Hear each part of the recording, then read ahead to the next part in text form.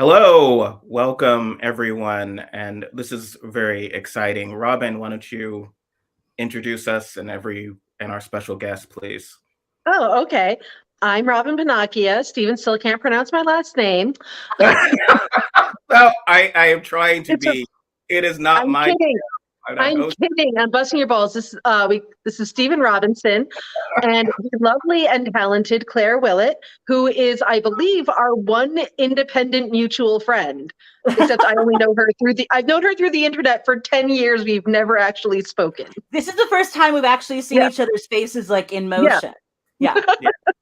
We Claire and I have met, although, and Yes. I think I've mentioned we are literally about a mile, if that, apart from each other. Obviously, Jealous. the pandemic happened, and when we met, I literally was still living in Seattle, but coming back and forth to Portland for the other reasons. And so now it's like a Portland reunion. It's great. Mhm. And so, yeah, if you could just tell us about all the cool stuff you're doing. You're a playwright, you're an author, you have new stuff going on, and you work here in our wonderful city. So please let us know. Yeah, I'll thank you for the lovely introduction. I'm thrilled to be here. I think you're both delightful. Yeah, so I'm Claire Willett. I'm a playwright. I kind of do all different sorts of writing. My sort of grown up pay the bills job is I'm a nonprofit grant writer. But my two sort of big creative projects that I'm working on these days are I had a science fiction, like kind of time travel adventure book that came out in 2015 that I've been working on a pair of sequels to. The first one's called The Rewind Files, and it's a sort of feminist mom-daughter time travel adventure about Watergate, and the sequel sort of picks up where the first one left off. And it's been very interesting. I've been working on this book for about 7 years, and there was just, we had a kind of a sequel concept pitched around like early 2016 that we were sort of, excited about. And then the Trump election happened, and I was sort of like, well, now I no longer know how to write about what I think America is going to look like in 140 years. It's like, who knows? So I think it's been really, really difficult. I just handed in the first kind of finished draft of the second book like 2 weeks ago, which just like feels like a sort of Herculean sense of completion. And I think it's definitely a harder book to write than the first one, but I think it will end up ultimately being a better book for being written by 2022 Claire than 2016 Claire. So that's sort of in process, and I'm starting on the third one. And then my other big project that has only been public for maybe I think 3 weeks is that the University of Portland, which is the biggest Catholic university in the state of Oregon, commissioned me to write a new play for their students to workshop in the fall about the experience of being queer and Catholic, which I am.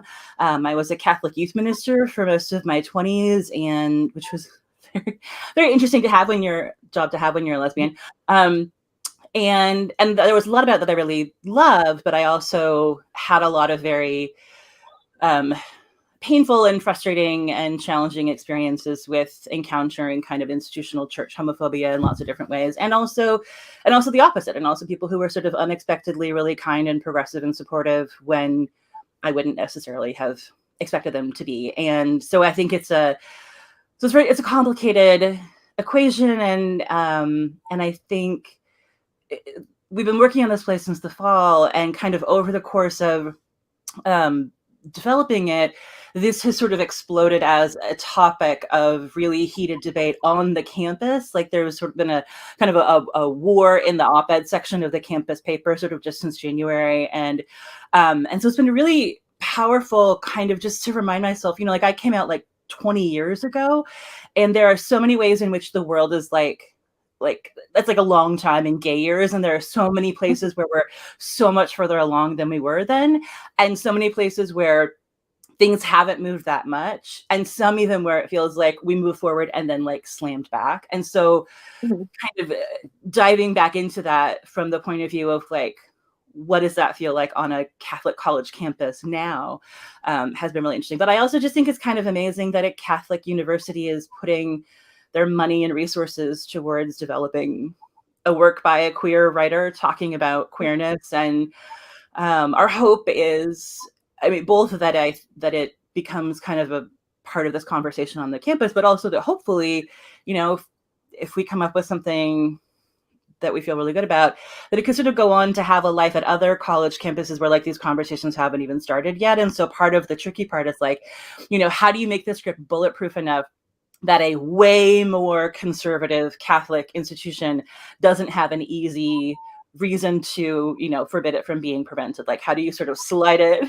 under the radar at places where these conversations like aren't happening at all?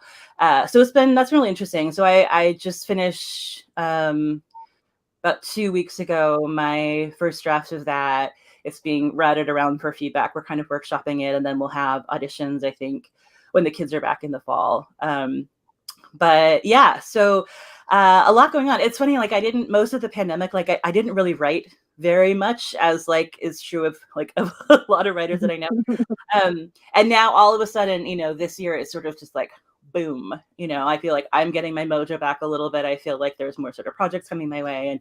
And so it's nice to kind of be back like in that rhythm again, but it is a lot going on, and everything was due on the same day. I had a draft of the book and a draft of the play and 7 grants for 3 different clients that all had to be turned in by April 1st. And they all got out, like everything got turned in early because I'm very good at all my jobs, but it was an extremely exhausting last couple of, so I kind of just like crashed after that. So so I'm very like newly human now as you're like getting me here.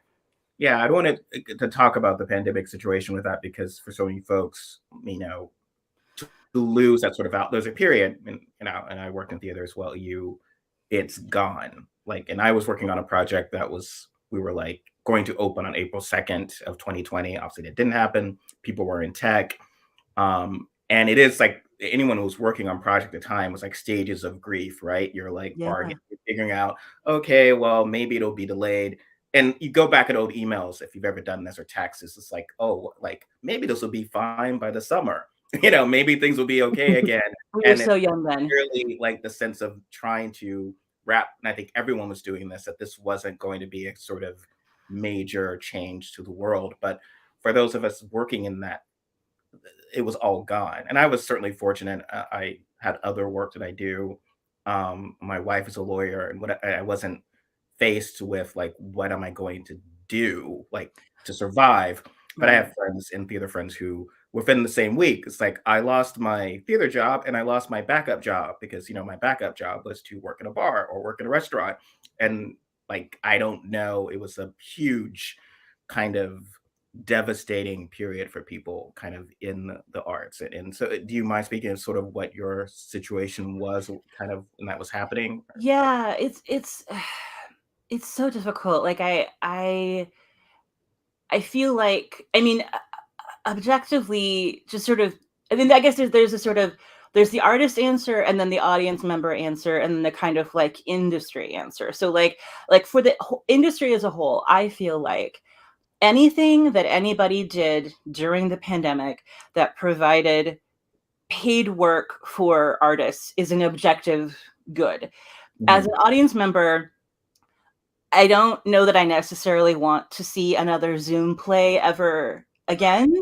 But I'm actually, but I don't think it was bad that happened. I think everyone was sort of doing the best that they could to like both, you know, to keep artists paid, but also just like, you know, when it's part of who you are, like those muscles atrophy if you don't use them for a really long time. And, you know, like I'm a writer, I can write alone in my house kind of under whatever circumstances. But like, if you're an actor, you can't do your craft alone in your house. You can like practice your monologues or whatever. Like you can like hone your skills, but you can't like perform and get that audience interaction and you know, the sort of the joy of like making work live in the room with the audience and everyone's breathing the same air and it's different every night, like all that stuff. Like you can't, there's an extent to which that can't be replicated. And so I think, you know, broadly speaking, for the good of like just making sure that people are able to do work to whatever degree is possible, make a living, pay their bills, I think anything that anybody did that paid anybody, I'm like, good for you. I think even though like as an audience member, like I saw some things where I'm kind of like, okay, I think of my ticket price as like, that was a donation. That was like, I'm helping keep you afloat, and not necessarily that I got a lot out of that $15 or whatever. But as an artist, I had a film project that I was working on beginning of most of last year that kind of came about in a similar way, sort of, Stephen, to what you were saying, where there was a theater company started towards the beginning of the pandemic by two Portland theater artists, Jen Rowe and Brandon Woolley, and they had two shows on deck. I think one was like March 2020 and one was maybe May or June, and they had like spaces booked, actors cast, the whole thing. And then the pandemic hit and they had to cancel both of them. I think they pivoted the first one to like a radio play, like an audio theater kind of format. The second one had to be canceled. And so they were kind of looking around at like, well, what can we do that sort of gives us a season of work to be able to kind of dig our teeth into? And what they ended up doing was commissioning 7 writers to write an original piece, like a 1-actor play, essentially, that would first be filmed, and then hopefully at some point in the future when we can, do theater again, that might end up being like staged as a full theater festival. And so we were, we like rehearsed over Zoom and workshopped it over Zoom, and it was definitely not like, it was not the same as sort of being in a rehearsal room full of actors, but it was also, like writing is a very solitary occupation. And what I like about being a playwright that sort of scratches an itch that you can't really get from writing a book is that playwriting is such a communal endeavor. Like everyone in the room together shaping the work is like a huge piece of what makes it what it is. And so even in a sort of, everything remote kind of format, just having like some piece of that back, I found like really artistically satisfying. And then it was a film, and we were on a film set, and we were all, masked up and social distance and stuff. And but it was just really cool to be creating something in a room with people. And like in the, the film industry, like they, we had equity actors. So we were on like, union film set rules about COVID safety, which are very good. And so it felt like this is sort of as safe as we can possibly be. And there's only one actor, so there's only one person who isn't masked. Everyone else is all like up to code and everything. And so I really appreciated that, like having an experience to sort of to do some version of our craft when we couldn't necessarily do like the full version of it.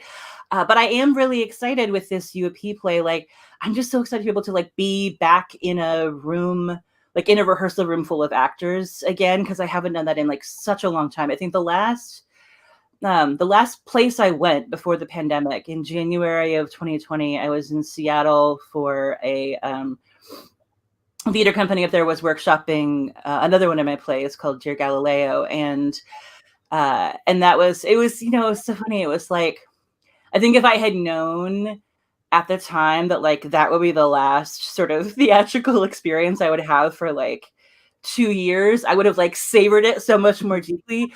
But I think we just didn't know. And I feel like, so I think it's, it's complicated. I am excited that theaters are beginning to reopen, that work is happening. I'm still just kind of like personally, for my own health and safety, like a little bit ambivalent. I've really only like been out in the world to like do a thing once since the pandemic. Like I went to a concert with my dad at the beginning of March at the Arlene Schnitzer Concert Hall, and it was interesting. Everyone's masked, and they showed vaccine cards, and it was very like safe.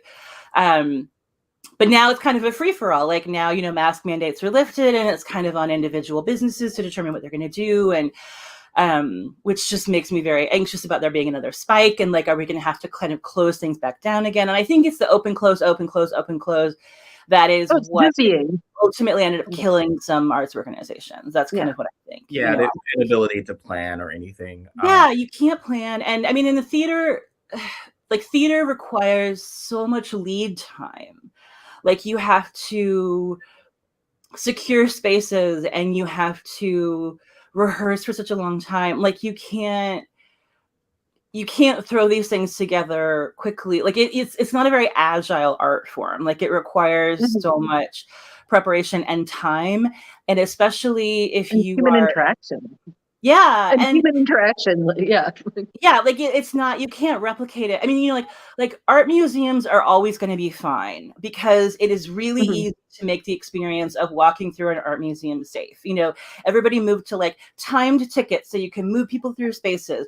They all have good air filtration anyway because like, you know, old pieces of art have particular, you know, like air and temperature regulation needs already. And so a lot of that was really easy. And there are often big spaces where it's easy to space people, you know, so like there are some ways to consume art that adapted themselves pretty efficiently to becoming COVID safe. And in ways that like the performing arts, you just can't, because being physically in that space with people is like what makes it magic. That's why a play is different from a film. And you know, so like I had a really great creative experience getting to like be a screenwriter on a film for the first time, but it also like it was not like, you know, sitting in an audience watching an audience, like sitting in the theater watching an audience watch your play and feeling them reacting in real time. You know, like it is fundamentally is not the same having like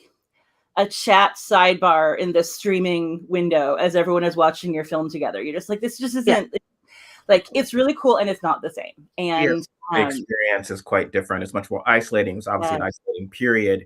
And I saw your work. I know Jen, she's great. And there, when you're doing film, and a lot of the theaters were doing streaming. I've been urging. I'm on a board of a theater here, and I was urging them to continue because not everyone's coming back. So that we should maintain accessibility. I think it is a form of accessibility in general to permit streaming of the performance, especially if the performance includes the audience reaction, what other audience you have. But it is obviously very different than actually physically being there. But at the same time, a lot of theaters still aren't there yet with the full kind of experience of everyone being close or intimate. I mean, some places have been able to do that. I've noticed but it's tough. I mean, there was also the period of like, almost your experience wanting to ignore that the pandemic happened. And I see a lot of that in art in general. So, you know, obviously there's legitimate reasons why you don't want actors wearing masks because you can't hear them. Of course, right. We were one production I was working on. The actors are interact with the guests because they're servers. They bring them their food and so forth. And it's like, okay, well, obviously they need to wear masks, and everyone's like, well, what do we do? Will this make people feel uncomfortable? It's like, well, a pandemic exists, so that's fine. And I think our friend Katrina, she came up with these beautiful masks that people could wear that was consistent with the costumes. It was wonderful, and they're beautiful. And I think at the time it was fine. I think it was good to sort of acknowledge what we're kind of going through. I think a lot of play, and that was something that I asked you about and Robyn, because I feel like a lot of work that was coming out the period, especially on TV, it would be let's pretend that the pandemic never occurred. So we're suddenly in a post-pandemic world. We just don't want to even acknowledge this is occurring, even though it is still occurring and it is still our reality. So the Sex and the City remake with the wonderful title and just like that. Still haven't seen it, and I feel so bad because like Sam is writing for it and everything. Our friend Sam Irby, but and I've never actually seen regular Sex in the City, so I wouldn't know what was. It's one of those things where I don't know if you need to have experienced something in the 90s in your 20s and been into like when I lived in New York at the time when it was on, and then now you have this connection with these folks that you're coming back to, and if you're going into it cold, are you kind of like, why am I? But you know, fair. I didn't have cable during that period, so a good friend of mine who passed away a while ago. My friend Whitney had HBO. I did not at the time, and she would bring me like bootleg, like she would tape of the HBO shows. She'd bring them to me for work that I would then watch before, because this is how old I am. Those are the days where things were not immediately available. It was like literally a 2-year gap between when the show would air and when it was released on video. So like I remember 2000 watching the first season and stuff like that. But the show now is very clear the audience is kind of like, yes, this is a New York that's not the pandemic, and no one's really been touched by the pandemic. We'll talk about the pandemic in the sense of Mr. Big and Carrie were able to spend their quarantine time learning to cook together, and it's all romantic and great. And yes, that happened, but also a million people died. Yes. And there's no, even when a character on the show, not to spoil it, dies, it is not related to the pandemic. One character didn't come back for the show, Samantha, and she could have died for the pandemic, or she could have been or lost her business in the pandemic and had to leave or whatever. And there was sort of a very clear narrative goal of to not address it. And it reminded me, unfortunately, Sex City did that along with Friends and a lot of other New York set shows after 9/11, where everyone's wearing flag pins and think firefighters are hot. Firefighters weren't really that hot until 2001. I mean, they were. Hold on. I'm going to rewind there, because like firefighter strippers have always been a thing. Yeah, well, like, to my knowledge, much. I mean, that was like there was like at that point 2 seasons of Sex and the City, and she was dating hedge fund managers, and suddenly she's dating in sports and you know, Yankees, and suddenly she's dating a firefighter. Like there was a specific period where that was, and Joey on Friends was wearing like his cop shirt and whatever, but that was the extent of it. It wasn't like Monica lost her job. Yeah, you know, there was no. And there was that sense of not wanting to show that kind of reality of pandemic life, because it wasn't just those of us. Well, because it's also supposed to be escapism for people to some degree, which, and I think that is sort of fair. Like, you know, I mean, I think with the pandemic, it's so all the time everything. And it is like, you know, we're all doing everything in a vacuum. And, you know, I don't necessarily think it has to be in all the entertainment that we consume that like, you know, like that people are dying and people are sick and people are isolated, because like, I think, you know, especially right now, we sort of like need the ability to like leave that. Exactly. Like at least mentally. And that was in the 60s. No one really, there were no real TV shows about Vietnam or whatever. I mean, the most escapist television tended to be during period like social upheaval outside. You were then turned on to watch Beverly Hillbillies and so forth.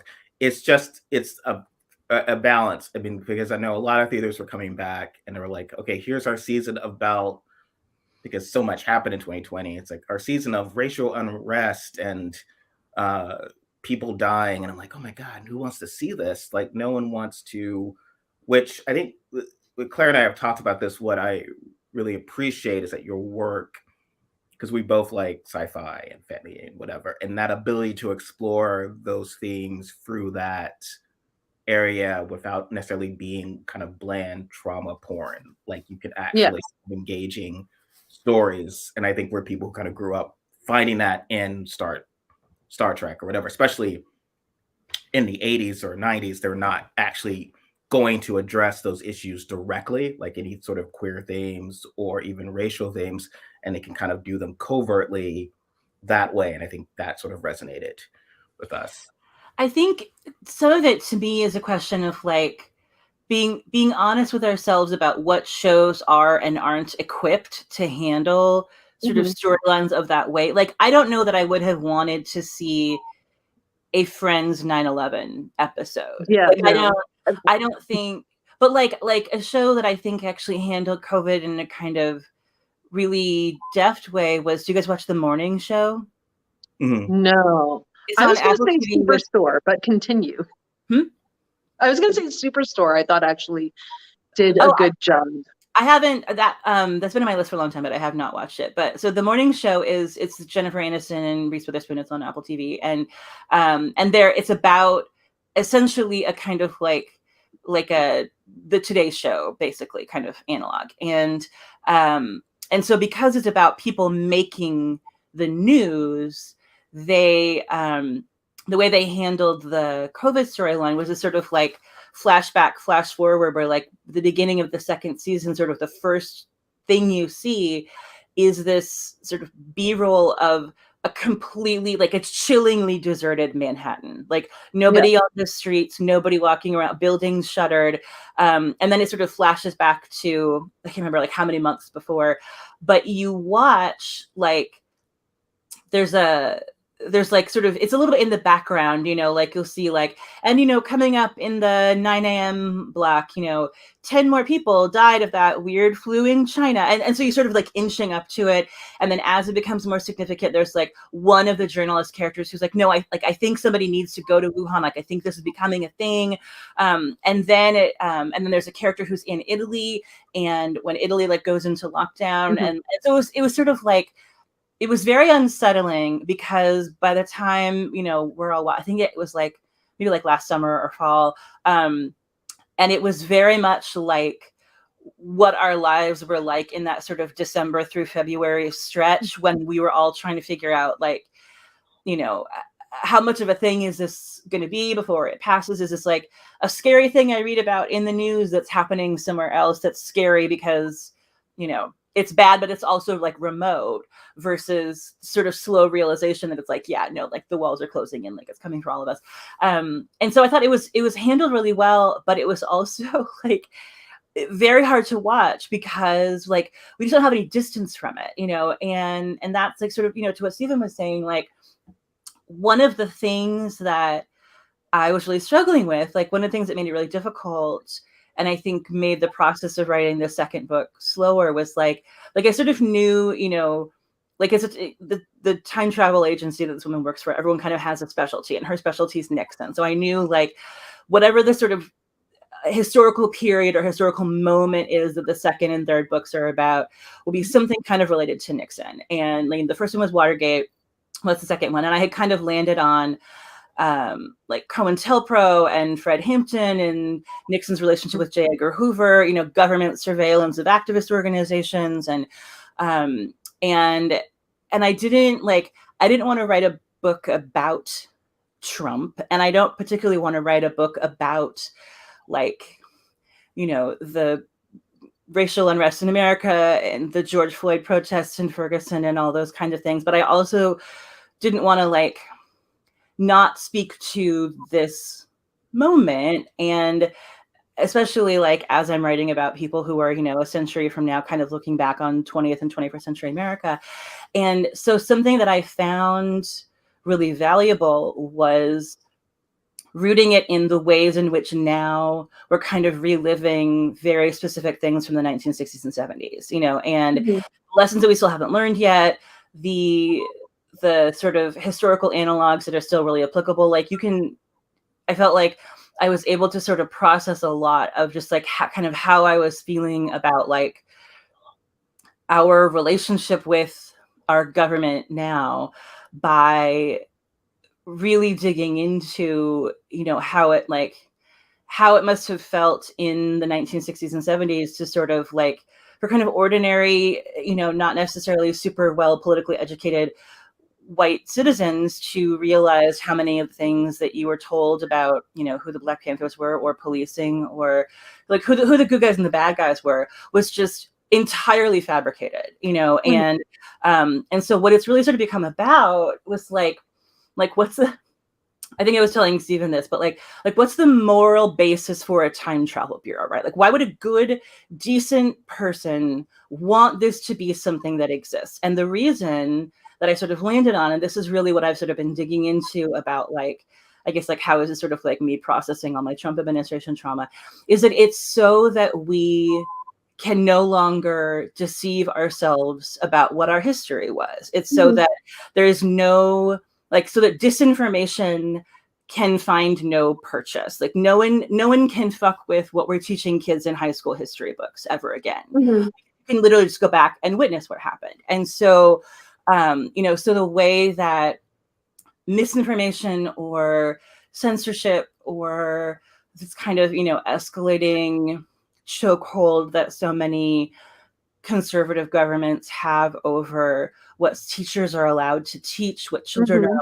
to learn, how we're allowed to talk about like what America is, what America was, what it's becoming.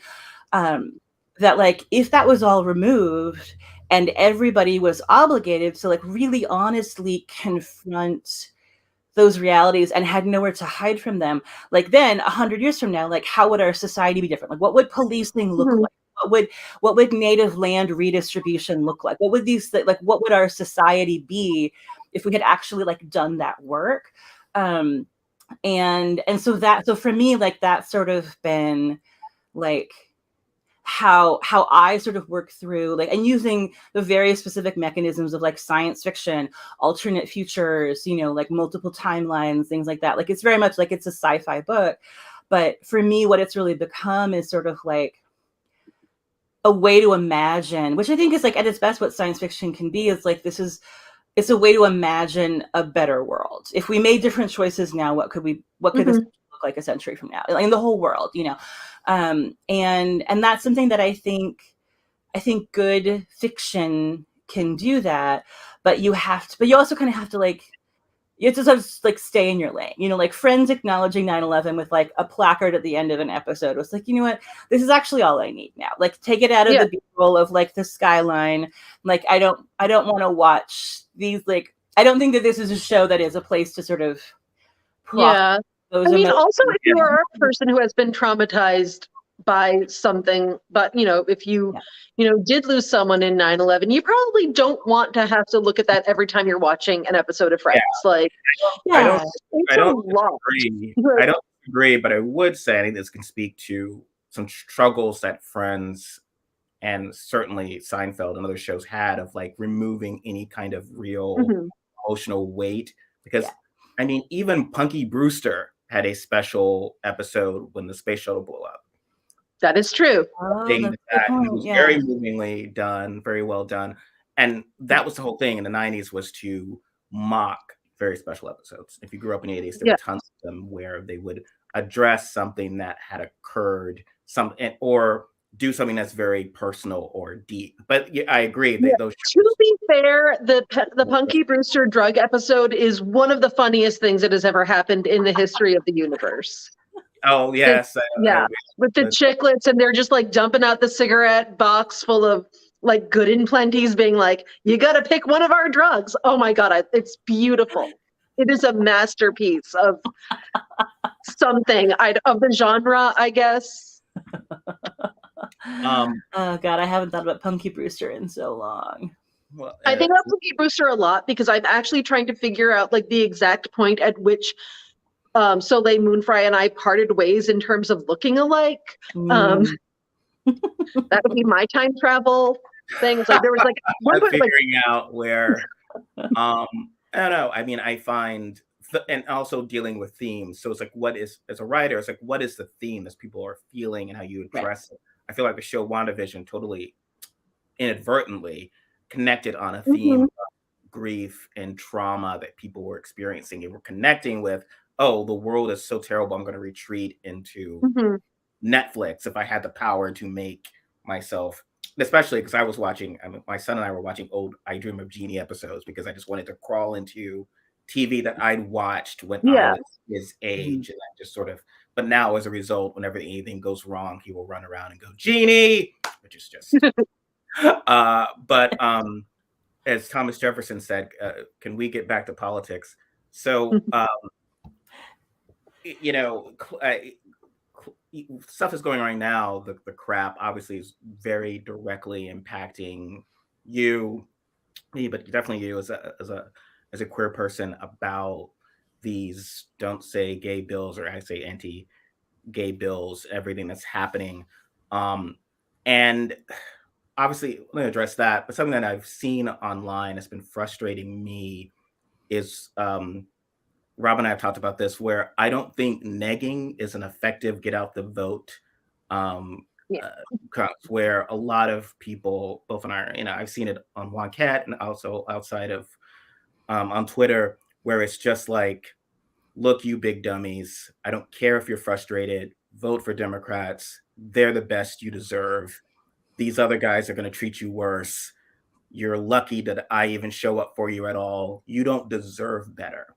you are, and that is one, not, it's sick, it's not a good way to communicate to people, and it's not effective, because if people are demoralized or broken, they don't vote. Some of the stuff I've seen out there has been, there was a woman who was, I think now just released, someone said in the chat, but she was arrested for having an abortion.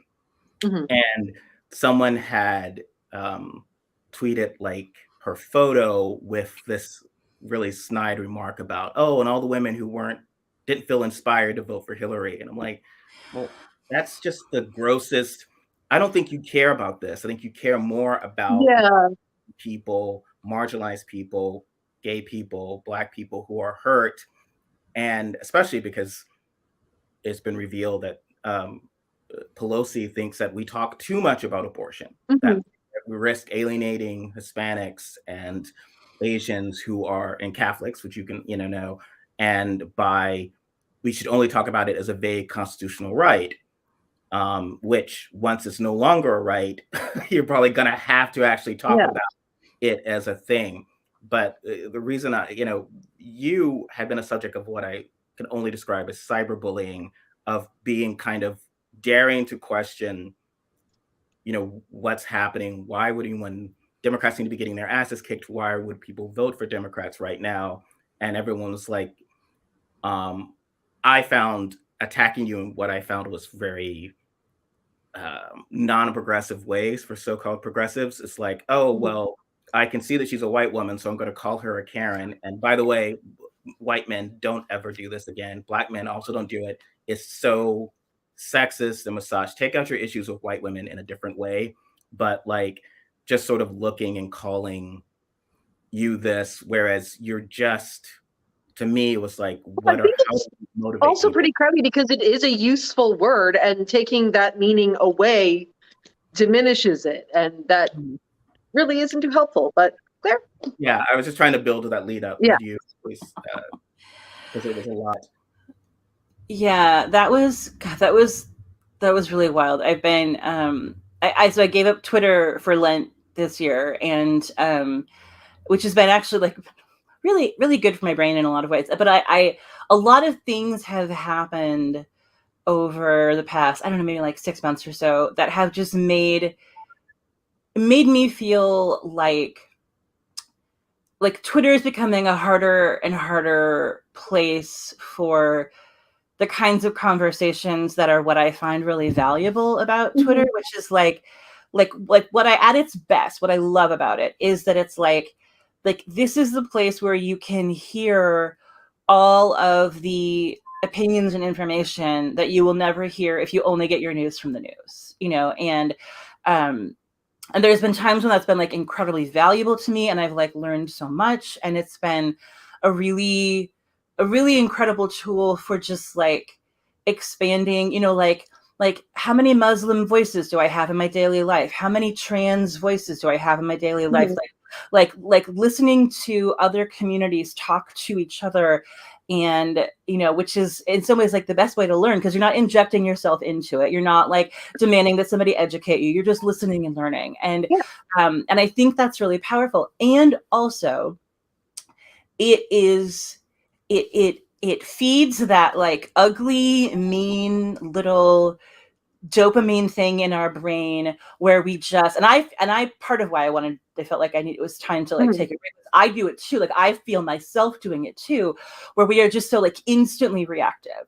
And there's something like fun and satisfying about like dunking on a stupid person, and I have had situations where like I've seen something out of context or seen like one tweet in a thread and like, quote tweeted it to like say something bitchy and mean, and then realized afterwards, like, oh, that like I actually like I completely mischaracterized that, or like I was treating somebody like they were an asshole or they were a bad guy, and actually like there was context I didn't understand. Or I only read tweet 3 of 20 and they addressed that 5 tweets down, but like it's on me for not scrolling, But the incident that Steven's referring to, it was so like my Twitter blew up, and I was getting like ugly, awful replies on like a million different tweets and trying to figure out like where it was all coming from, and it was all of this like, you know, like shut up fat dyke, shut up Karen, and I was like, and I realized it was because like I had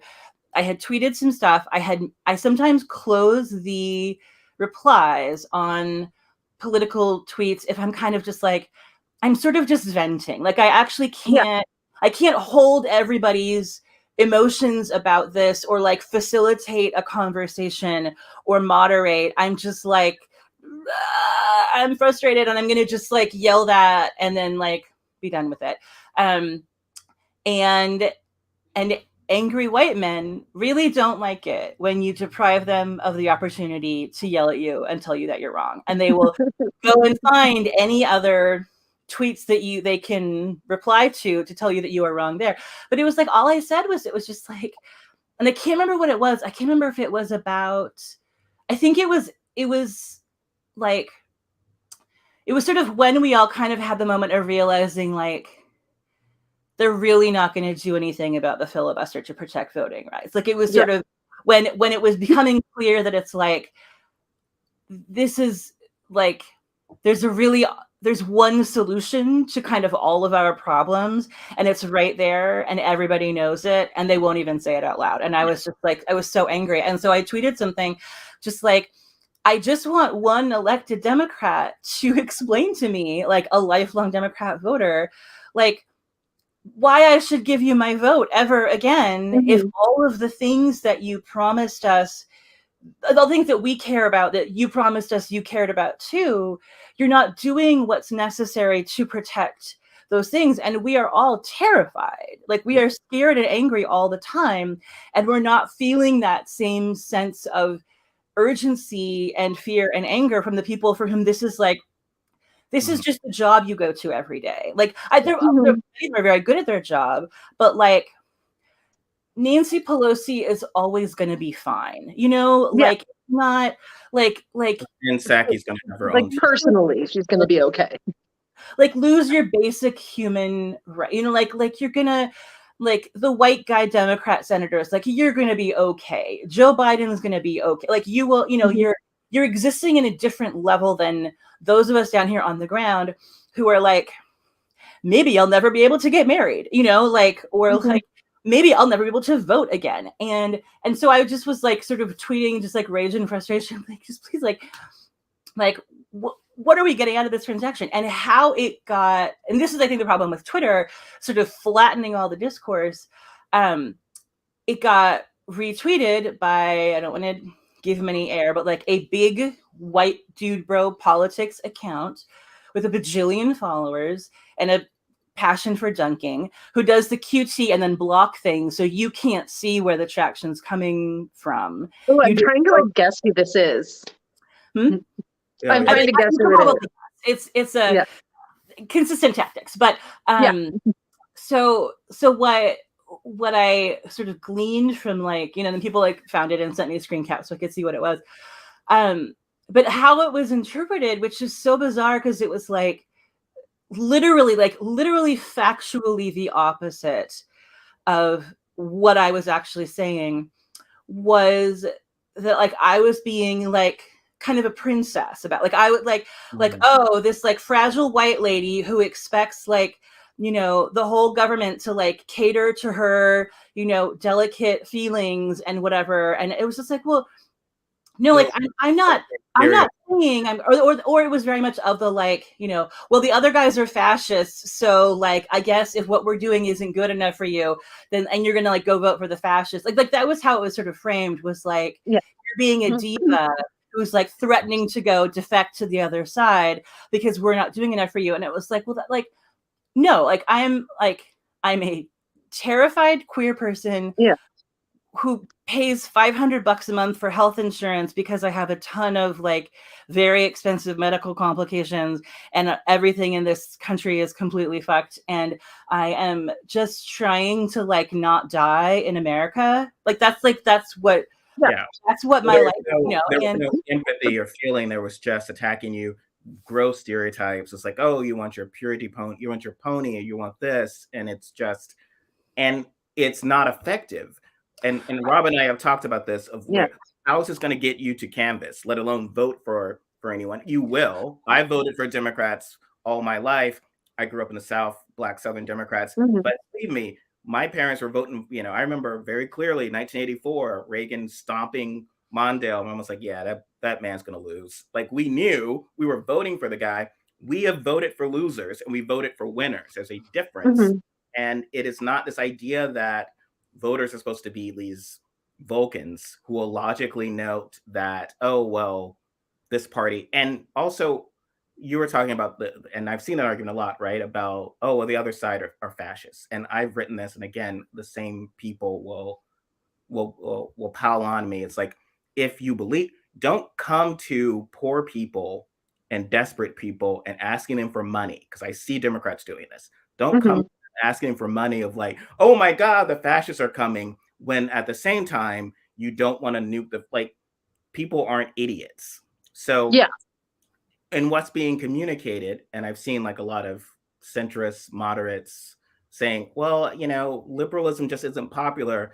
Obviously we just can't beat these guys. We've got to make concessions, which usually affects, queer people. That's the first line, then me, of who they decide to abandon to appeal to centrists and moderates. But, well, it's not that we are losing on ideological grounds. It's not like we're going to get crushed in 2022 or 20. We had the power to add 2 more senators in DC, to expand the Supreme Court. Because then it was like, okay, well, you could pass all these things, but then like the trumped up Supreme Court would bash it because you purity ponies didn't vote for Clinton. Okay, you could have 13 Supreme Court justices.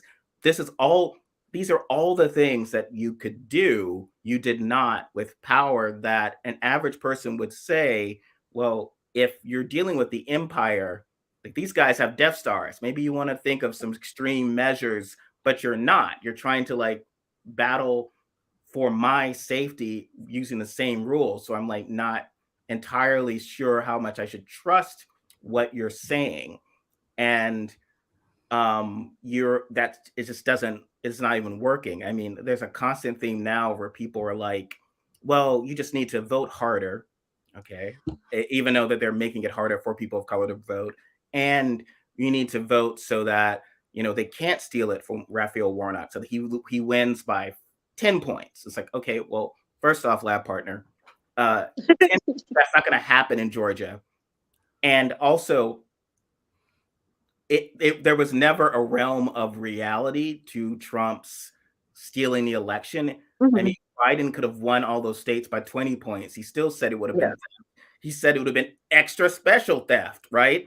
They stole it so much, it was by 30 points. Oh my God, it's such a, Hugo Chavez. So it's like, you don't know who you're dealing with. Like, there's a point at which, yes, we can beat Romney. We can beat, John McCain by showing up in huge numbers and by playing by old rules.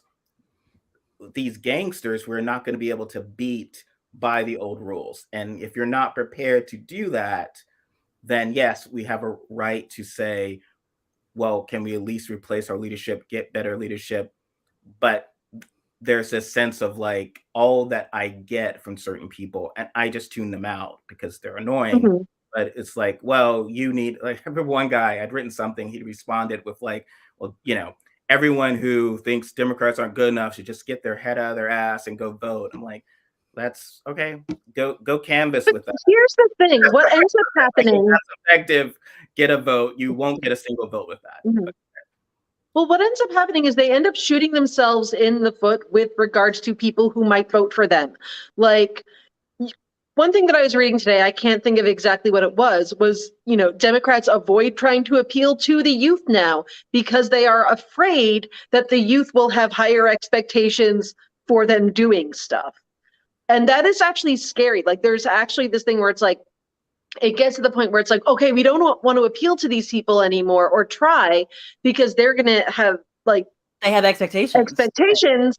And then we're going to disappoint them, and then they'll be pissed off at us and vote for fascists, I guess, is this whole sort of idea. And so it's just very much shooting themselves in the foot. And instead of bringing people in, they, sort of try and do this thing where it's like, oh, well, guess you suck and it's your fault that all these bad things are happening, which is not like actually what people want to hear. Yeah, I mean, that makes them feel better, I guess. When Yeah. Well, I think that's what it is. I think it becomes like it's an intellectual smugness parlor game. It's about you feeling the most right and you feeling like you're the smartest person in the room, and anyone who doesn't automatically agree with you must just be stupid or uneducated, because if they knew more, they would obviously just agree with you. And so it's like there's a I don't know if you've read Amanda Martell's book Cultish, but it's a terrific book about just kind of like the way like cults, but also the way the tactics and language of cults permeate other things that aren't cults, from like CrossFit to the Republican Party. It talks about thought terminating. CrossFit is definitely a cult, though. Like, it is. There's a whole section on like CrossFit and Peloton and like fitness cults that I found really fascinating. But she talks about these things called thought terminating cliches, which is basically like a thing you say that just ends the discussion. And I feel like and they're easy to identify in sort of like, in cult religious kinds of, settings where it's just like, we'll just trust God, but it comes up in politics too. And I think but the other guys are fascists is one of those, where it's sort of like, it prevents there from being any capacity for nuance in the conversation. And like someplace that I've seen it be really toxic on like leftist politics Twitter is like talking about vaccines and masking, like the sort of the implication that everybody in the whole country who is not vaccinated is an anti-vaxxer, I think is really destructive, because it's kind of tarring everybody with the Marjorie Taylor Greene brush and ignoring things like that it's incredibly difficult to police vaccine misinformation on social media in languages that aren't English. I absolutely agree with you. I think that like we do need to have a certain amount of empathy for the fact that like people have been overwhelmed with like bad information, and that's a cruel thing to do to people. That's not kind. And, it's like we should be at least partially enraged on their behalf, because you know what? Yeah, it is like not scary, but like, to get a shot or a vaccine or something, but people have reasons for, their own reasons for not necessarily trusting the medical profession, whether they've had bad experiences in general. And it doesn't mean that they're a bad person. Yeah. I mean, I think the common they're just scared. There's of the smug liberals, and there's so many. I'm surprised by how many there are. There is an inability to effectively communicate your point. If you just want to insult someone, and that's why I call it negging, it's almost not even. It absolutely is negging, because it has the same purpose. Right. The purpose is they're supposed to like insult, and you're supposed to go like, oh my God, I now need to prove myself to you that I am worthy. And which is exactly what like negging in a pickup artist context is. Right. And there's no sense of Rob and I were talking about this, the play Glenn Gray, Glenn Ross, in the play specifically, they break up the scenes between the different salespeople, and then there's the salesman played by Jack Lemmon in the movie, and Alan Alda on stage. I had a chance of seeing him; he was great. He reminds me of a lot of modern Democratic communication. So he's very already nervous, uncomfortable. He is sort of, when he pushes things, okay, give me this, do what I would want, and there's the slightest pushback, his superficial veneer of politeness instantly falls. Then he gets angry and frustrated, and of course causes the person he's trying to sell to pull back further. Like, he's just not very good at it. And then you get the character played by Al Pacino in the movie, and Liev Schreiber on stage. He is very sort of classic Republican style of the person he's conning, and he's conning. It's a total con. But the person he's conning, he feels like the only person in the universe, and part of like, I get you. It's very clear that dialogue is, it's not me versus you, which is what the first one was. It's not me versus you, dummy, and why are you not giving me what I want? He's very clearly like, we're two guys talking. We get it. We do it. And to the extent I think a lot of Democrats don't get that that's what Republicans have been effectively doing.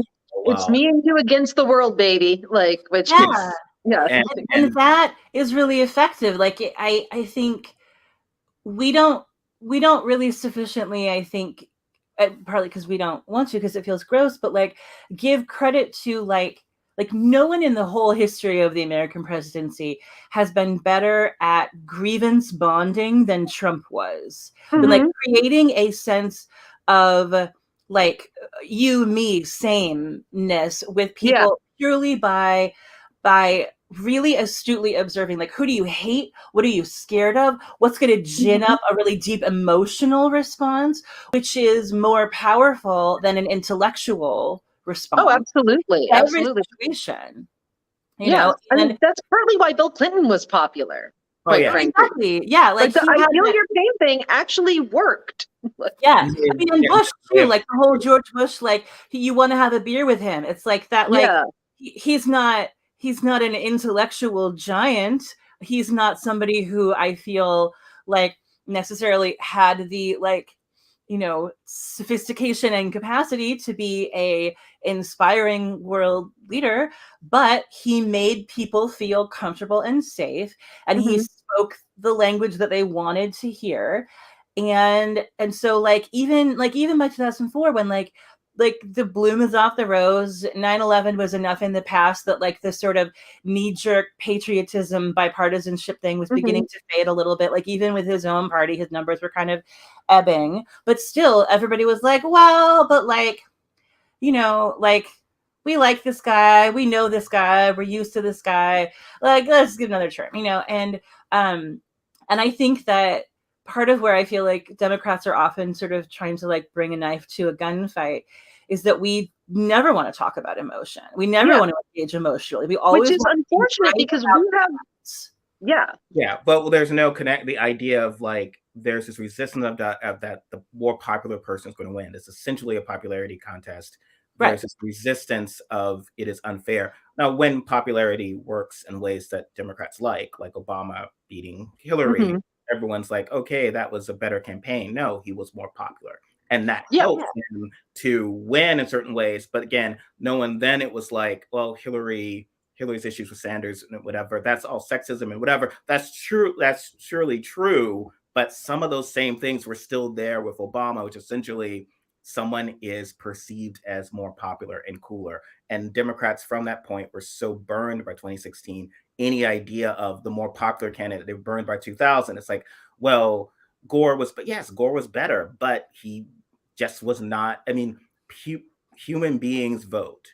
So in a weird way, it's almost like a lot of Democrats deep down, despite claiming they want, you know, everyone voting and claiming to be against voter suppression, deep down you get from their arguments that what they want is sort of the Hamiltonian era of like only the most well-educated people are voting for the most logical, as opposed to the fact that no, everyone's voting, everyone's, you know, and yes, you're going to have to compete against someone who goes up and says gibberish. I mean, I'd written about my issue of debates, that debates are kind of pointless now because it's all about dunking. It's all about, I mean, Robyn had written this of like, it's just about getting that clip of, so Ben Shapiro owns this person because there's no rules. So you just set yourself up, and Democrats keep thinking, well, I can show up and make the superior argument. And which is not so much true. Yeah. And then someone responded of like, well, did you watch this debate? And then this list all the ways that this candidate made superior arguments. It's like, well, my whole point was it doesn't matter. Hillary made superior arguments. It doesn't matter. So all Democrats do is create situations where the other guy, like George W. Bush, comes in and it just doesn't fall over his face. He wins. And again, Democrats seem to get this where they always talk about how with Nixon and JFK, why did JFK win that debate on TV and lose it on the radio? Because he just came across better on television. They seem to comprehend that, and they comprehend it as false, but they really believe that somehow it's all about these sort of rules, or that people will suddenly get. Everyone's willing to like follow these rules that they have established, which is not necessarily true. Yeah, I'm going to run the way out. to At all win, true. and the way to win is not to just be right and assume that being right is enough. It's like we also have to field candidates like who are both like right on the issues and also can generate that emotional response. Like Obama won because people had an emotional response to Obama that John McCain and Mitt Romney could never have competed with. People love Alexandria Ocasio-Cortez because she evokes an emotional response. She connects to people in a way that a lot of people don't feel like elected Democrats are willing to connect or engage with them. So the secret is not just to be like, well, our facts are correct and they are lying about the facts. So therefore, unless you are stupid, you will just vote for the facts. And it's like, well, yes, that's true. It is true that almost everything that elected Republicans say is just made up. Like we all know that. And who is persuading to just say, well, you are dumb and wrong, as opposed to like where is our person who can generate that same level of emotional engagement for the good, like to do really good things. And it actually should not be that hard is the thing. Like we have the better causes. We are actually fighting for good things. It shouldn't be that hard. But I feel like there is this idea that like, and I've said this a lot, like it's like Democrats want to be the very serious girl who doesn't wear any makeup and dresses plainly, but is better on the inside than, you know, the other person necessarily because she is so plain and holy and good. And that is actually, you know, bullshit, because I knew a lot of those girls who are fucking terrible as human beings. And they were not, in fact, better than, you know, the girls who wore makeup and liked fashion, and not even necessarily smarter. Or, you know, men who, the incels who are like, oh, all the men, you know, all the girls just like Chad, instead of me, this fabulously deep and awful human being. And I think there's always this idea that we have sort of culturally ingrained that like the underdog who is like true, you know, truly the, you know, good person over the flashy person should win. But then there's also, you know, it's bullshit to say that the, you know, that person is actually factually better than the person who is, you know, they think is evil for whatever reason. If I go to something that Claire said earlier, you know, about Trump's grievance, because essentially the Republican Party's base, everyone's base, he's the ultimate Fox News viewer. He is, despite his wealth, he is a white guy. Feels the world has gotten, doesn't make sense. So he's communicating with them on their level, and what they're upset about, he's getting upset about. And Democrats will still go, well, he's a bill, you know, he's got the gold and what. Now they connect on that sort of emotional level with him, and our leaders, in a way, just don't.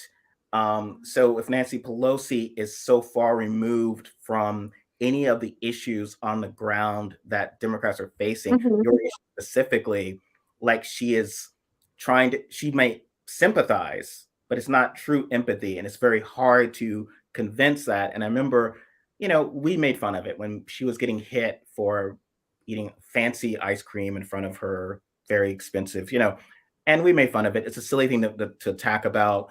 It's certainly sexist, but, you know, Democrats would also then make fun of Trump for having, you know, McDonald's at the White House. It's like, okay, well, yeah, like the average Joe, he's just, you're just helping reinforce his average Joe-ness. Like everything. They also saw that not work with Bill Clinton. Like, because people would make, oh, he's going on his McDonald's runs or whatever. And that didn't work because that doesn't actually appeal to people in any kind of real sense. Like, people don't actually care if someone gets their steak well done. I know a lot of people who are very afraid of germs and don't do that.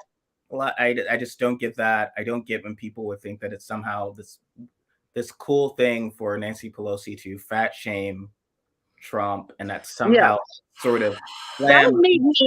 Oh my God.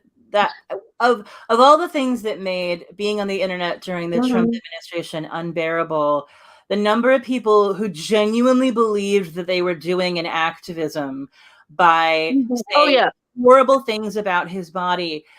And it's like, I'm a fat person. Do you think I don't hear you? Like, do you think that in some way quantifying moral badness with the shape and size of someone's body is something that you really can like draw a bipartisan line, and I will believe you that that's not just how you think about all bodies. Like, I won't just assume that that's what you think of me when you look at, like, it was so, and people got so angry. Oh yeah, they did.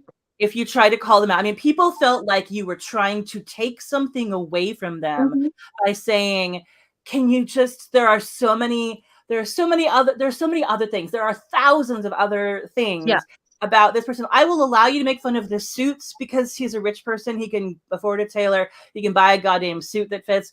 Clothes are fine. The hair, I'll even give you the hair because the hair is also a choice. But like, bodies, I think, just like should be off limits. And people really felt like, I'm doing something for the Democrats. I'm doing something for progressive causes. No, here's what it was.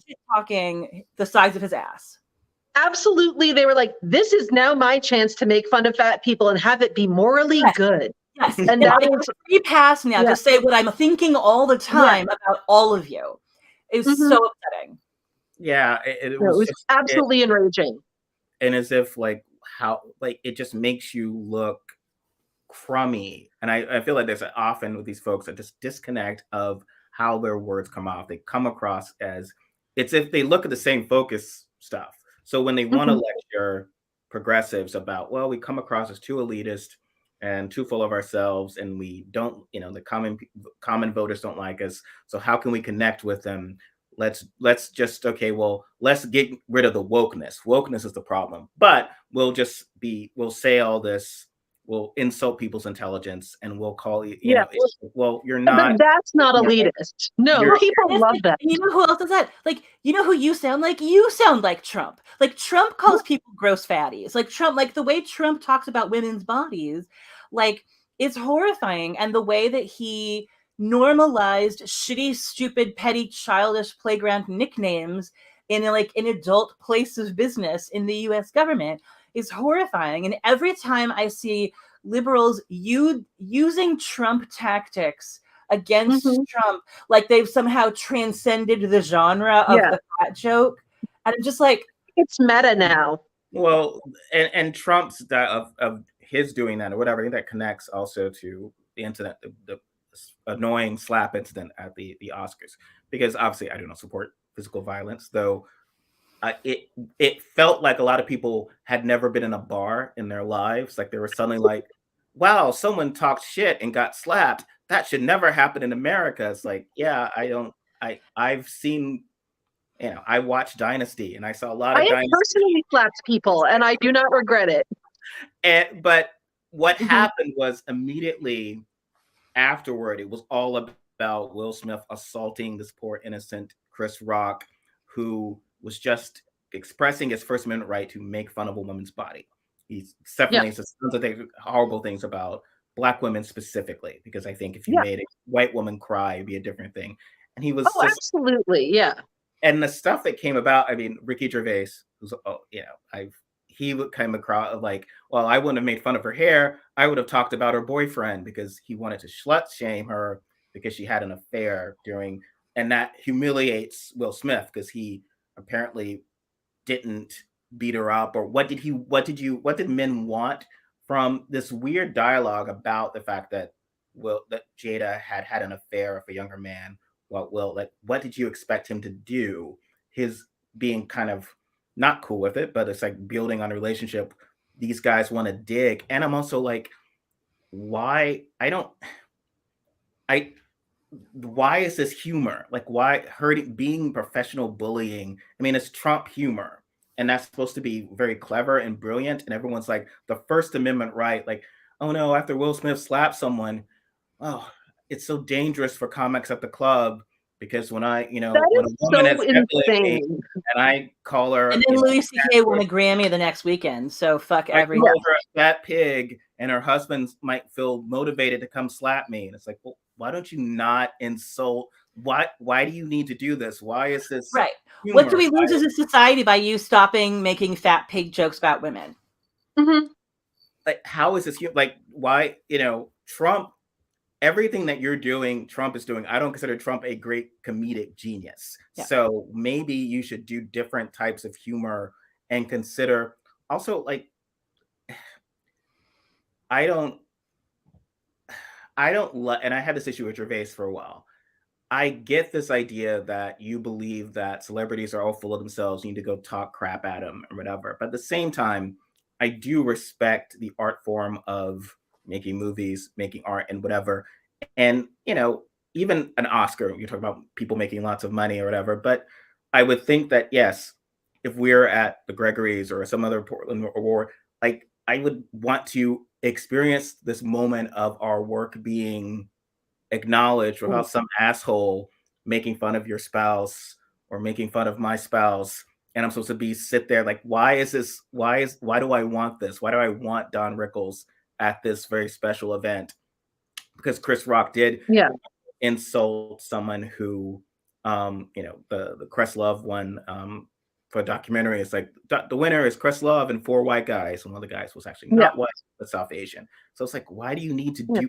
Why do you need to crap on people? There's also the issue of shrapnel. Like, it's the fact that, like, yes, he said something to Jada Pinkett Smith, who is indeed like a super gorgeous, very rich, and woman who's doing pretty well for herself. But there are so many other women out there who also, suffer from alopecia or hair loss, or just like feel insecure about their looks in some way. And, no, that's not okay to be like, I'm making fun of this person who has power in this way that insults 87,000 other people. Like, and in a way that is cruel and rich. It's not, just, it's cruel. And I don't like it. The reason, I will say this, I didn't say this last time, the reason that I slapped this bitch in junior year of high school was because she was actually the first born again Christian I ever met in my life. Up until then, everyone was either an atheist or Jewish or Catholic, like the normal ones. And sorry, I'm kidding. First born again Christian I ever met in my life. Her best friend, who was later a drag queen, was very much in the closet at the time, but like, obviously so. We were in a performing arts high school. A lot of, there were a lot of kids who were in the closet, and she just starts running her damn mouth about how all the gay people are going to hell and blah, blah, blah. And she kept doing this all the time. And then one day I just fucking lost it, and I hauled off and I slapped her in the face. And I do not regret this. And I was taken I did not get in trouble. I was taken to the office by our drama teacher, who was in fact gay herself. I was the only one who knew, because I had taken a class with her before at a camp, and I had met her girlfriend, who was very nice. And I was like, I couldn't sit and let them listen to this all the time and have them think it's okay. Like, it's okay, and there are no consequences for this lady doing this. No, I felt they need to see that bitch get slapped in the face, personally, at that time, and I have no regrets. You're supposed to use your wonderful words when people have said that to respond to hateful. I used my words 87,000 times. She shut up after I slapped her. On behalf of the gays, I absolve you. Yes. I had a bad temper. It's very easy if I could, as we said last week, I can make someone cry with my words, and the idea that person is broken and perhaps might respond with like a slap or something is somehow less that this is that kind of bothers me, because there is people are hurt so much more by words, and it's sort of an inherent ableism, like the kid with the stutter, right? Like, so at a certain point, how many times can a kid make fun of the kid with stutter without him just, maybe especially if he's bigger, is this wrong for him to sort of like push the kid or whatever?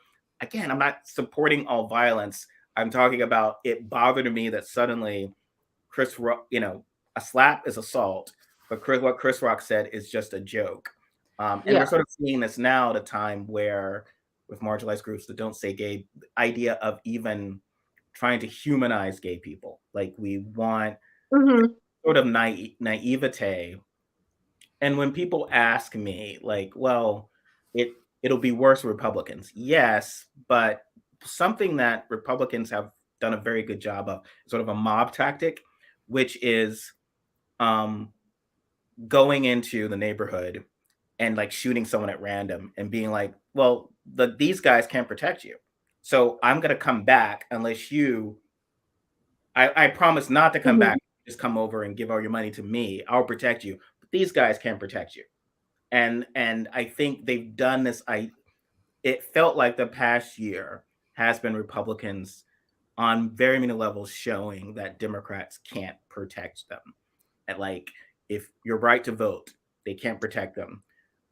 They can't figure out how to. It's like, what? We're supposed to have a magic wand and make Mansion and Cinema do what we want? It's like, all right, fine, all right, but can't protect your right to vote, can't protect your access to abortion, and can't protect your identity as a trans person or as a queer person in general. And the fact that Democrats had control of the federal government at this time and say, well, if you give us more power, maybe we can do something, it's just not effective, because Republicans came into neighborhoods, shot the random person, and said they can't protect you. And it's clearly meant to be demoralizing. I mean, I think McConnell said as much. And the response to it can't be, okay, well, someone voted for Jill Stein, and if you'd not voted for Jill Stein, this might not have happened. Or if you'd shown up, or if you'd done more, because that's just not how human nature works. I mean, this idea that I see from a lot of Democrats that this is all a distraction. It's like, well, these people's lives aren't a distraction. This is what the distraction thing really bugs me. Yeah. I think the thing, I mean, first of all, the distraction thing implies that a dozen things can't be equally important simultaneously.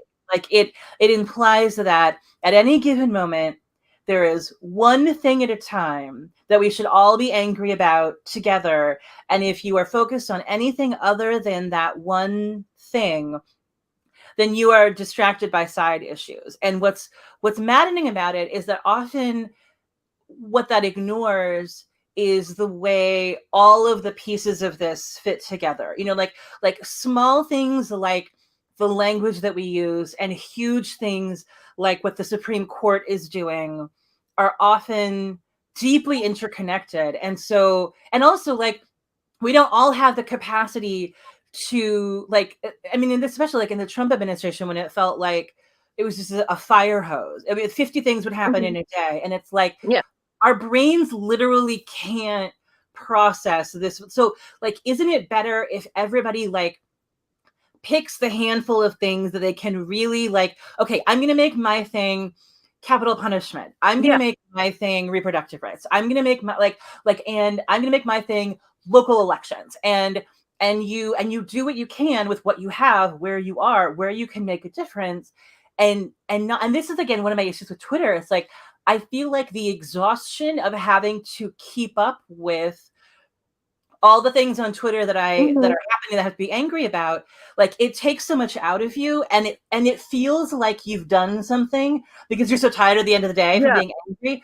But being angry on Twitter isn't doing anything. Like, it isn't action. It's usually just like, it's just dunking. And so I think thinking through, like, are there better uses of that energy where I can actually like take action and do a thing and put that energy towards even a small place where you can move the needle, I think is really important. And so it's insulting to say, like, I mean, and this is like, you know, happens to within marginalized communities all the time. I mean, like, how long were we listening to, you know, trans people speaking up and saying like, hi, hello, we're dying, where rights are being taken away, no one's paying any attention.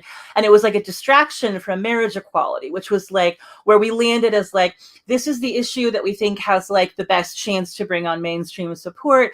We're putting all of our energy towards this. Trans people will get to you later.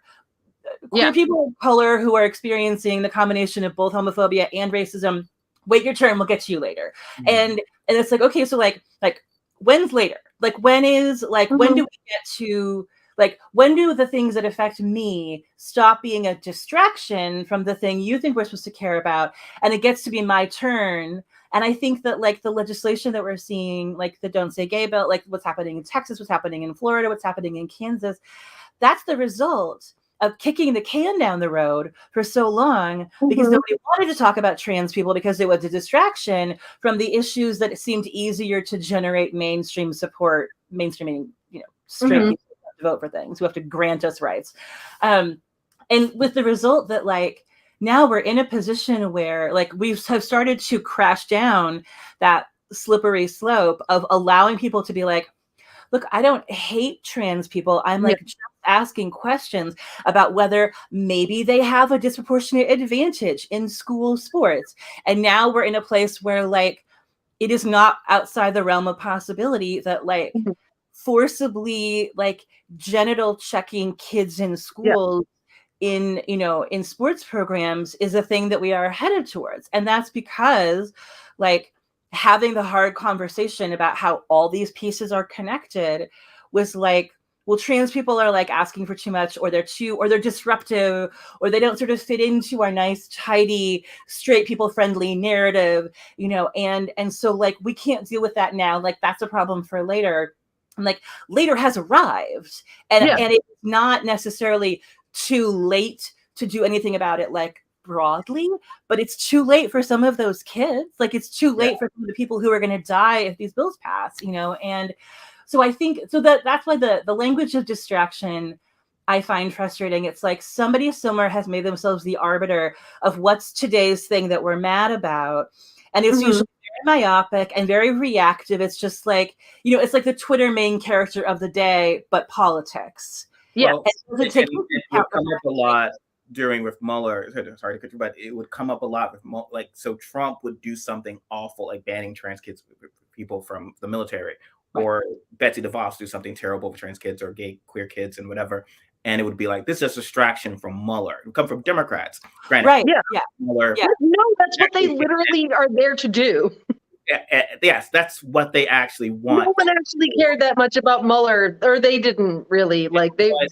The perception is also that this is somehow, again, going in the neighborhood, shooting a random person. It's like, well, they just shot a random queer person on the street. That's actually a big fucking deal. We're supposed to be there to protect them, and they just shot them to like, no, it's just like, you know, that's just to keep us from, you know, again, as someone who watched superhero comics, it's like, yes, Lex Luthor, Superman's chasing him. He'll blow up the building to keep Superman from chasing him. That doesn't mean, well, Lex just blew up that building, so I wouldn't chase him. It's like, no, that's a burning building. I've got to stop it and help those people, even though I know Lex is going to get away. So this is kind of basics Justice League 101 type stuff of like, you help the people you're supposed to be helping. And every time to be told that these issues of like the trans people, it's all your ability to exist publicly is an economic issue. So it's like, well, let's just talk about kitchen table issues. Don't talk about wokeism. Everything is a fucking economic issue, which was which was a big part of my problem with the, you know, certain parts of the Democratic Party for like a few years there where they were like, nope, economic stuff doesn't matter. If you talk about economic stuff, that's bad. Never, never, never talk about anything economic for like a minute. And it was like, no, literally everything is economic, including everything that is social. It's all economic. And I think the appeal of Elizabeth Warren and Bernie Sanders and people like that was that they found a progressive economic argument that also did that emotional capture thing, where it was like I listen to you talk and I feel both like you see and understand the kind of granular day-to-day shit that makes my life harder, whether it's like student loans or like you know, frustration at the fact that like half of our problems would be solved overnight if like 3 billionaires paid their taxes, like things like that like genuinely affect people's day-to-day lives, and they're not sexy and they're not glamorous and they're not necessarily even like particularly, you know, like they're not sort of like front page news kinds of stories, but they actually affect people's lives and add to their stress. Right. Like we are all thinking about health insurance constantly. And I sometimes just want like the Senate and the House to acknowledge, like, you know, like I have to buy my healthcare through the ACA. I'm a freelance contractor.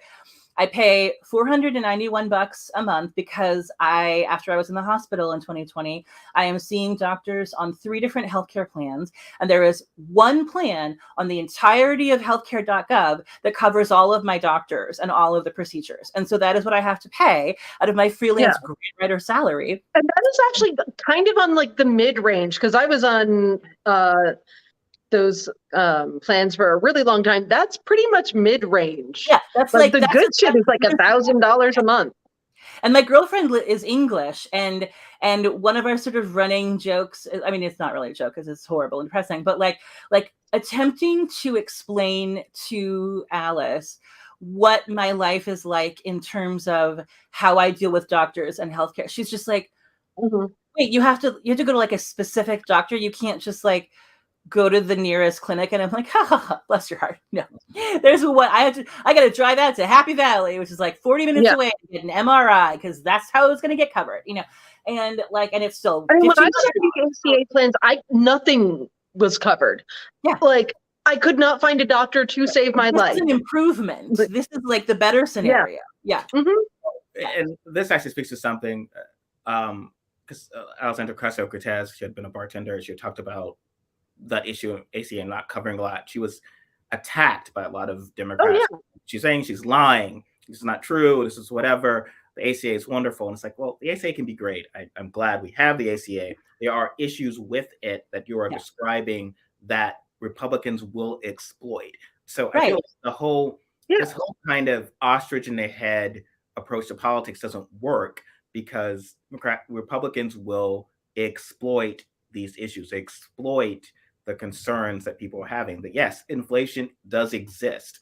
There are restaurants, there's a place called Nachos near me. They're shifting to a different format because they just can't afford ingredients, and people aren't coming out much because of inflation. Like real people, this is a Black-owned business. They are feeling the weight from this. So to act as if, oh, everything is wonderful and the economy is great thanks to Biden, and the media needs to tell more about that and stop talking about inflation, is to pretend as if the media is the reason that people are noticing these.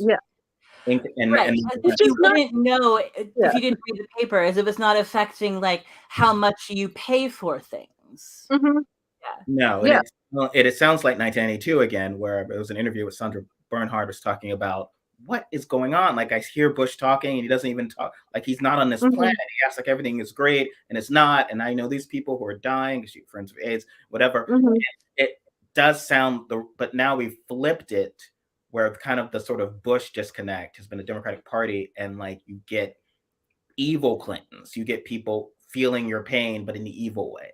Because I think that like the right-wing playbook have always been like accurately identify a genuine grievance and then blame the wrong person for it. So like you latch on to a real way that real people feel, like anxiety over how hard it is to find a job, or you know, or whatever, and then you strategically point in the wrong direction about whose fault that is, and so you end up with like we're blaming immigrants for the job market instead of blaming capitalism, you know, and we're blaming your low wages on, you know, like, you know, immigrants pouring over the border and taking all the low paying jobs and driving down wages instead of like wealthy corporate CEOs who are trying to keep more of that money for themselves instead of distributing it to workers, and union busting and things like that. And so it's like the emotion is real and what's happening to you Mhm. might to some degree be real and should be acknowledged. But like, where's the other side saying like, yes, you are paying too much for everything, and your taxes are too high, and your student loans are too high, and and gas is too expensive, and all of those things are true. Yeah. And also, here are the real reasons why, and here is how we will fix it. And then you actually fucking fix it, and you demonstrate to people that it's been fixed, and that's how like do something that we can feel working. Yeah. And then we will believe you. No, well, You and know? Exactly. Like, that's all people want. Yeah. yeah, and it feels I like keep saying forever, the actual best way, the best thing the Democrats could do would be to support ending at-will employment and going freaking hardcore on that, because it affects everyone. It is a social issue. It's an economic issue. People are constantly afraid that they could be like let go from their jobs at any point for like a stupid reason. And that's a very bad thing that we have in our economy, that getting rid of it would not actually cost us any money.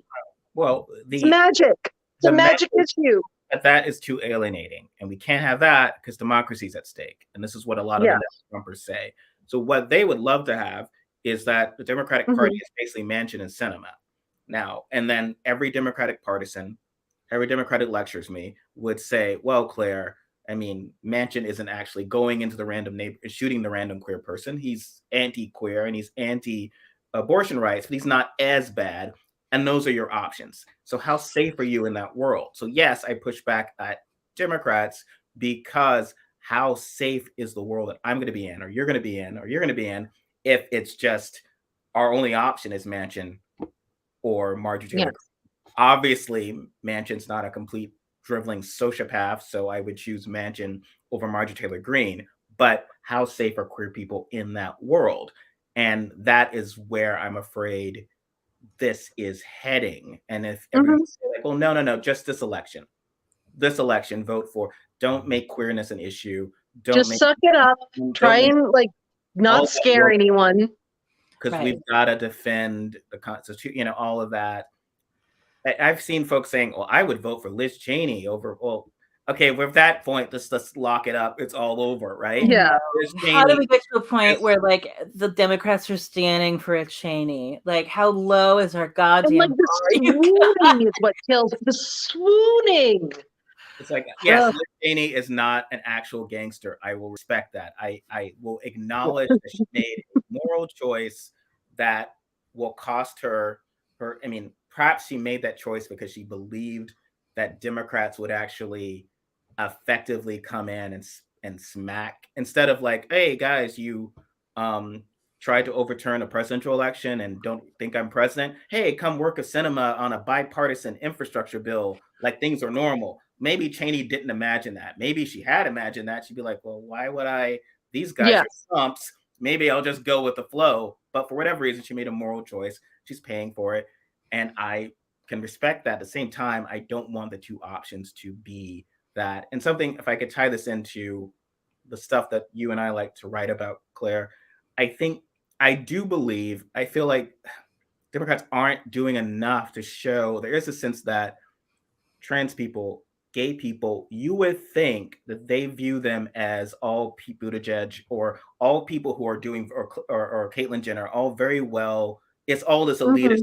You just have enough money to be gay and you're suddenly gay. They don't actually, that these are some of the most marginalized poor. If you're talking about economic issues, then yes, the top of your list are probably trans people have been kicked out of their homes, gay people have been kicked, and it's very frustrating because I feel like, and maybe this is part of the respectability politics that Democrats tend to do, because by the time that, okay, well, the queer people we will put forward, and then the gay and the Black people we will put forward are all the best and the brightest. And I love, obviously, Ketanji Jackson, awesome, she's great. But people will even say, look what she achieved. She's gone from segregation to the Supreme Court. America's wonderful, because a lot of white people love to clutch onto that. Pete Buttigieg, oh, wonderful, like he's gay and it doesn't matter, they'll click onto that rather than the rot underneath the surface. And I do think we do need and it's not trauma porn, but to show that actually normal people, if you switch on the TV, how many shows you would totally think the reverse. If you switch on the TV, go through the channels, you would think that white people in rural America, it's all white people who can barely make ends meet, live in crappy houses, and all rich people are gay. Every gay person is on Modern Family, and every trans person is, also well and everything. And so these folks in middle America are probably like, well, why should I care about those people? I can barely put 2 cents together and everything. We deliberately not show this. I feel like a huge example of wealth disparity is often on the HTV shows, which I love to watch. But you see these home shows, and it'll be like, random white couple who's like, what do they do for a living? How do they have a $2 million budget for this house? Yeah. And be like, and then probably, a black lady, and whenever they have black people on the show, their budget's like 500, a quarter of what the white people were. And then most often a lot of power gay couples who have lots of money. So again, if you're my family watching the show in South Carolina, it would be like, well, I mean, it's not like I don't like gay people, but it seems like they're doing all right. They're doing okay. Yeah. On this show, they're like, that power gay couple is wonderful. And that power, like and so it makes it a sort of very easy. I think that people think that there's a particular group of people who think that, like, okay, well, wealthy gay people are less threatening. They're not scary. Right. Like, because they fit into our people might be. They're not going to try and take too much from you. They've got their own stuff. They're not coming for your things, and they are, not going. We're not going to show the ones who are like, going to the IML or anything. They're international men of leather. Like, it's going to be like the super square Pete Buttigieg ones who you do not have to be frightened of. Well, I think that's why marriage equality being the kind of bellwether issue is a double-edged sword, because it's like the argument was, look, we're just like you. Yeah. We're white cisgendered people who want to move to the suburbs and adopt 2 cute babies and have a dog and be part of the neighborhood association. And we promise we will not threaten your way of life. We want to assimilate into the world that you have built and basically cosplay as straight people. And I think that's how it was sold to straight people, was it's like gays, they're just like us. And so it's like, and on the one hand, like, do I think marriage equality is incredibly important? Yes, obvious. And protecting the legal rights of queer couples and ensuring that, you have spousal protection and tax benefits and all of the other rights that are granted to straight married people. Yes, 100%. And also, it is very obvious why that was the issue that everyone chose to mobilize around instead of things like murdered trans sex workers of color.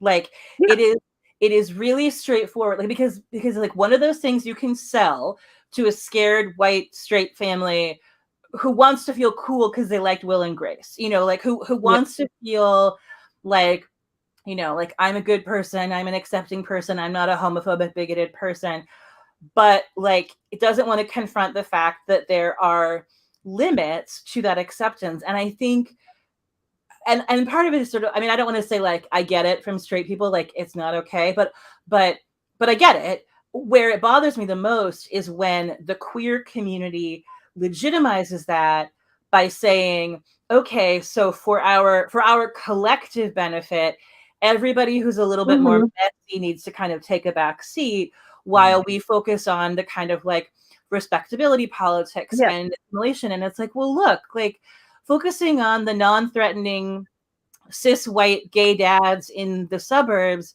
hasn't done anything for queer kids in Florida who are now like never again going to be able to learn anything in school that might help them, or teachers who are already getting fired for just like mentioning that they have a spouse of the same sex. Like, we didn't, like, same-sex marriage did not win all the battles. It was just sort of one front that everyone kind of put their energy into. And so it's kind of like, like, it's nice, and it's not meaningful that you can like go to Target during the month of June and buy a pride flag baby onesie. Like, that means something in terms of how public opinion has shifted, but it's also framing a messy and complex and very multifaceted set of issues about which internally even there's not always unanimity or agreement, as something that like straight people can feel good about supporting without really having to like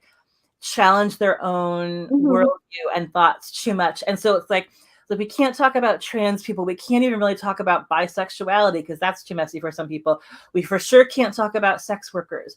We can't talk about people who are genderqueer. We can't like, I just, so it feels like, I guess where I feel frustrated is, you know, people who have never had to wait and see whether the Supreme Court is going to decide that they get to have rights or not, don't really understand how that feels, like how terrifying and vulnerable that feels. And to sort of to know that like, if you stop being trendy, like if it stops being sort of socially acceptable to support you, you could lose all of those rights in a minute. I absolutely think that, you know, like marriage equality is not safe. You know, we put all our eggs. No, it's not. They literally said that as soon as they come for Roe, as soon as they get Roe, they're coming for marriage equality. They're actually even coming for Texas v. Lawrence. Like that's how far they're going. Like, that's been what they've wanted and this is, you know, people have ignored this. They keep talking that this is just what they do so they could pass like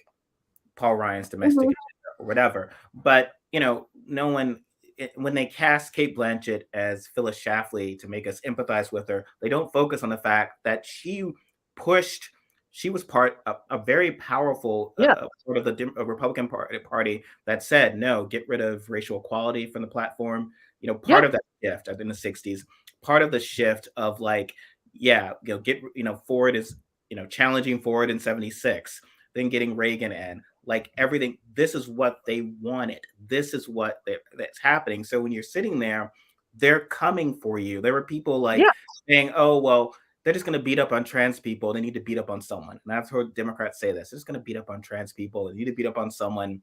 And it won't be, but it's they've given up. They strategically retreated because gay marriage is so popular.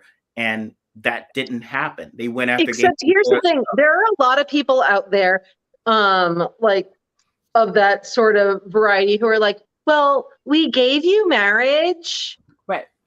So why aren't you all shutting up now? Which is like the same thing with like women in the vote, Black people in the Civil Rights Act and Martin Luther King. They were like, well, everything is over after Martin Luther King. We settled this. Everything was over after. And then they feel personally betrayed that anyone is still discussing these things. Yeah, that wasn't enough for you. You can literally see like the venom in their faces when they discuss it. Like, because they really do think like we were never supposed to have to discuss this again, and now we have to, and now we're annoyed.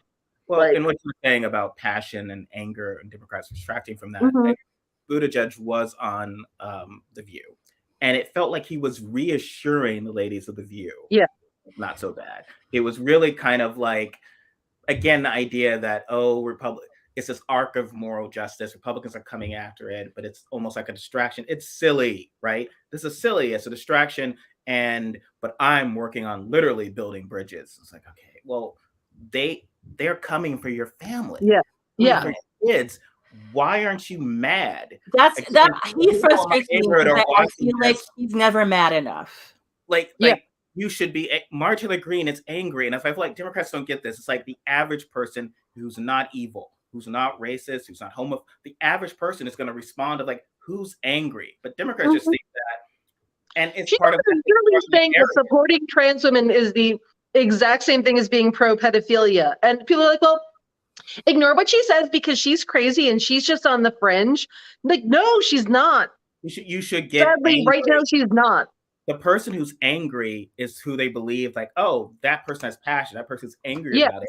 And this person isn't angry, so maybe it's not a big deal. Maybe things are basically okay for them. Like, well, Saturday Night Live has this issue as well. And it's part of what I call the sort of the Democratic white liberal thing of like looking down. These people are dumb. Bush is dumb. Yeah. Green is dumb. Marsha Blackburn's dumb. Even though they've done this awful stuff to people, they're dumb. And that's their main problem. Most Americans don't connect. So you get Cecily Strong comes in, and her only way of making fun of Marjorie Taylor Greene or Marsha Blackburn is to wear a slightly different blonde wig, use a Southern accent. That's awesome. Yes, make fun of that Southern accent and just say, "Oh wow, People love that. look, I'm dumb. I'm Marsha Black." Like, no, she's knows what she's doing. She's very evil. Everything she was saying about, she's it's all ignorance. And it's not like, oh, she's too stupid to understand how complex it is about what the definition of a woman is. No, she's evil. She's demonizing people. Yeah. People are going to die as a result of what she's doing. Buttigieg also said that this bill is more important than building bridges that bigots can drive over. It is literally people are going to die because these kids are going to get tormented and die. And it's so frustrating because you had tweeted all this about whether it's like people talking about, oh, why are they talking about sexuality and queerness? It's like, look, I grew up in the 80s in South Carolina. Every kid, my son's age, we knew who was gay or not. We knew this teacher. Knew this teacher was gay. I knew my friend was gay in second grade. Like, and he was like my best friend. And I came home and I was like, oh, my friend Michael is like my uncle. Like, in a heteronormative society, and Claire can speak to this, like it tells you these people are different. And what they're fighting is they don't want it to be okay, because they want it to be like, and when I grew up, it was like we all know that this lady's, she's not, whatever. Same with like male and female. They were very clear about the idea. It's like, no, a woman is just someone of really, because there were lot of gatekeeping about what a woman was when I was growing up. That was not a woman who essentially would be. And like a man is just, the tallywhacker. A lot of it didn't matter. The femme kid was termed a woman, a sissy or whatever. Those were the insults. Kids were always. And they did not mind that. They were fine with it. And by the way, I do want to point something out here. We had the same thing in Massachusetts where I grew up. It was not just South Carolina. It was also in Massachusetts.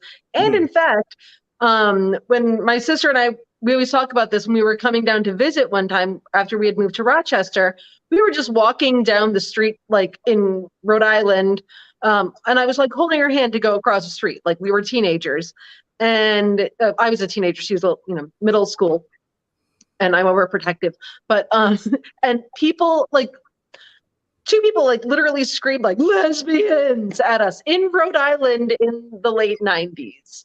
So it is not just South Carolina. Like it, So sorry, just a thing I have. I mean, it's both 80s, both 90s. It's just it will exist. What this is about, and I wish more Democrats would say it's about like not this whole thing of if you don't acknowledge race, if you don't acknowledge sexuality, kids are out innocent, which is actually not what Christianity teaches, that people are inherently innocent. But whatever. Well, and it's also like, I mean, I think it gets couched in the language of innocence and often of Christian morality when it really feels like the thing that you're actually afraid of is the inevitability of your children's generation being more progressive than yours in ways that make you in your role as the parent / authority uncomfortable. Like it's not, like white parents aren't losing their shit about critical race theory because they are hearing from their white children that those children feel othered and oppressed and harmed and made to feel guilty because they're white. Like every time you sort of trace one of those viral anecdotes back to the source, like that child never exists. It's just the parents, and it's because what makes those parents uncomfortable is when their kid comes home and they're like, hey, we learned in history class today about I don't know, Stonewall or the Freedom Riders or whatever. And like I learned something that is like changing the way that I think about the world that I live in now. And I'm going to ask questions about it. And that forces the parents to either like say, no, your teacher is wrong, or puts them in the position to have to examine their own biases before they are ready to. And so they reverse it and make it about protecting the children when it is absolutely about protecting fragile parents. Oh, yeah. And they don't want their kids to think they're an asshole. Well, and like, you're right, exactly. Yeah, it's like this is how you become the grandma that no one wants to invite to Thanksgiving, you know, and because like kids aren't as fragile as we think that they are. They are also like they are seeing and hearing and experiencing at school, in the media, in our like way more increasingly digitally literate and connected world. Like they're not seeing these things, and so all you're doing when you sort of forcibly repress it in the home, and you know, and kind of use your collective political power to attempt to forcibly repress it in schools, is that you're just not giving them the tools to process what is already happening. You're failing your white children by not giving them the tools that they need to be good citizens of a world that is full of people who are not white people. And to accurately understand the history of the country that they live in and why things are the way that they are. And so I guess what I find really offensive is this idea that a white child could be so irreparably psychologically damaged by learning about the realities of slavery, when racism, when the Black children in their class live every day in bodies that are receiving the like institutional and systemic bigotry that is the byproduct of that. It's just like, I think you can stand to learn about these things theoretically from books when other people your exact same age are experiencing them. And with queerness, it's the same way. Like you don't, kids will not stop being queer if we stop teaching them the language for it. What will happen is they will stop coming out and living open, happy, free, fulfilled lives, and they will just be like trapped and repressed and miserable, and often without what they want. And why? Like something feels wrong in my body, or I think differently, or I want different things than what I think the kids around me are doing and thinking and feeling. And I don't understand why that is. And so what I take from the meaning I make from that as a kid without this vocabulary is that there is something wrong with me. Like I'm broken in some way, and I must be the only person who feels like this. And to